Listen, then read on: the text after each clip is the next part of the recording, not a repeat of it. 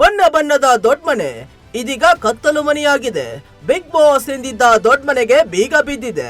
ಹೌದು, big boss Kannada season 12 ಆರಂಭವಾಗಿ ಒಂದು ವಾರ ಕಳೆಯುವಷ್ಟರಲ್ಲೇ ಬಲು ದೊಡ್ಡ ವಿಘ್ನವೊಂದು ಎದುರಾಗಿದೆ. ಎಲ್ಲರನ್ನ ರಂಜಿಸುತ್ತಾ ಭರ್ಜರಿಯಾಗಿ ಸಾಗುತ್ತಿದ್ದ ಶೋ ನಿಂತು ಹೋಗಿದೆ. ಅಧಿಕಾರಿಗಳ ಎಂಟ್ರಿಗೆ ಮನೆಯಲ್ಲಿರುವ ಸ್ಪರ್ಧಿಗಳು ಶಾಕ್ ಆಗಿ ಹೋಗಿದ್ದಾರೆ. ಬಿಗ್ ಬಾಸ್ ನಿಂತು ಬಿಟ್ಟಿದೆ. ಹಾಗಾದ್ರೆ ಬಿಗ್ ಬಾಸ್ ನಡೆಯೋದೇ ಇಲ್ವಾ? ಬಿಗ್ ಬಾಸ್ ಮುಂದಿನ ನಡೆಯೇನು? ಆರಂಭ ಆಗೋದಾದ್ರೆ ಯಾವಾಗ ಆರಂಭವಾಗುತ್ತೆ? ಈ ಹಿಂದೆಯೂ ಯಾವತ್ತಾದ್ರೂ ಈ ರೀತಿ ಆಗಿತ್ತಾ? ಅದೆಲ್ಲವನ್ನ ನೋಡೋಣ ಈ ಬಿಗ್ ಸ್ಟೋರಿಯಲ್ಲಿ. ಅಧಿಕಾರಿಗಳ ಎಂಟ್ರಿ, ಸ್ಪರ್ಧಿಗಳು ಕಕ್ಕಾಬಿಕ್ಕಿ.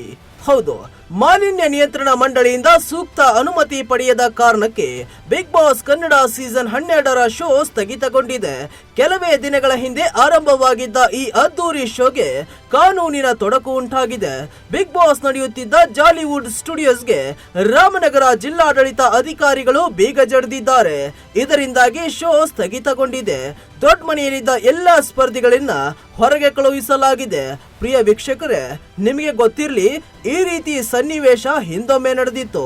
2021ರಲ್ಲಿ ಬಿಗ್ ಬಾಸ್ ಕನ್ನಡ ಸೀಸನ್ 8 ನಡೆಯುತ್ತಿತ್ತು. 70 ದಿನಗಳ ಕಾಲವು ಎಲ್ಲವೂ ಚೆನ್ನಾಗಿಯೇ ನಡೆದುಕೊಂಡು ಬಂದಿತ್ತು.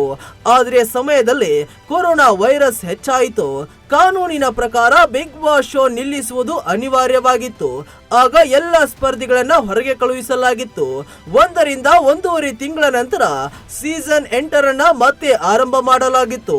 ಈಗ ಮತ್ತೊಮ್ಮೆ ಅಂತಹ ಪರಿಸ್ಥಿತಿ ಬಿಗ್ ಬಾಸ್ಗೆ ಬಂದಿದೆ.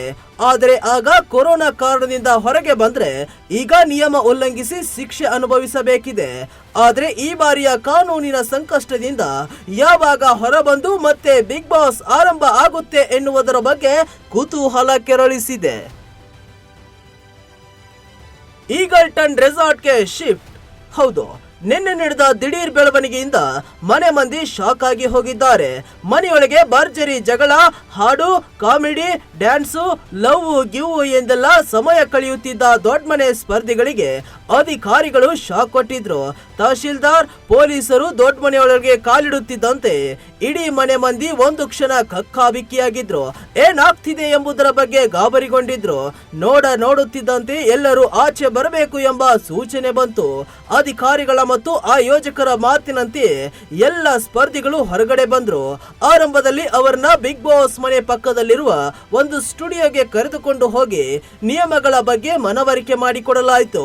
ಹೊರಗಡೆ ಹೇಗಿರಬೇಕು, ಯಾರ ಸಂಪರ್ಕಕ್ಕೆ ಸಿಗದೆ ಇರುವುದರ ಬಗ್ಗೆ ಎಲ್ಲದರ ಬಗ್ಗೆ ಅವರಿಗೆ ಸೂಚನೆ ಕೊಟ್ಟು ಅವರನ್ನ ಕಾರ್ಗಳಲ್ಲಿ 17 ಸ್ಪರ್ಧಿಗಳನ್ನ ಶಿಫ್ಟ್ ಮಾಡಲಾಯಿತು. ಜಾಲಿವುಡ್ ನಿಂದ ನೇರವಾಗಿ ಬಿಡದಿ ಬಳಿ ಇರೋ ಈಗಲ್ಟನ್ ರೆಸಾರ್ಟ್ಗೆ ಶಿಫ್ಟ್ ಮಾಡಲಾಯಿತು.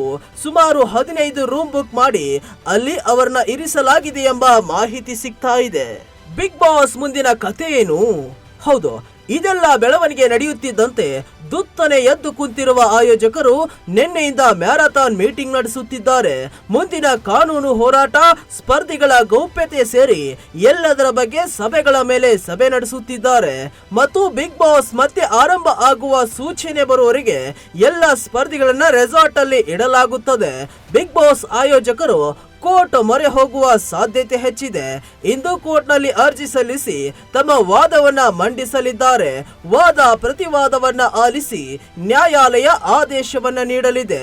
ಬಿಗ್ ಬಾಸ್ ಮುಂದಿನ ಭವಿಷ್ಯ ಕೋರ್ಟ್ ಮೇಲಿದೆ. ಸದ್ಯಕ್ಕೆ ಬಿಗ್ ಬಾಸ್ ಮನೆ ಖಾಲಿಯಾಗಿದೆ.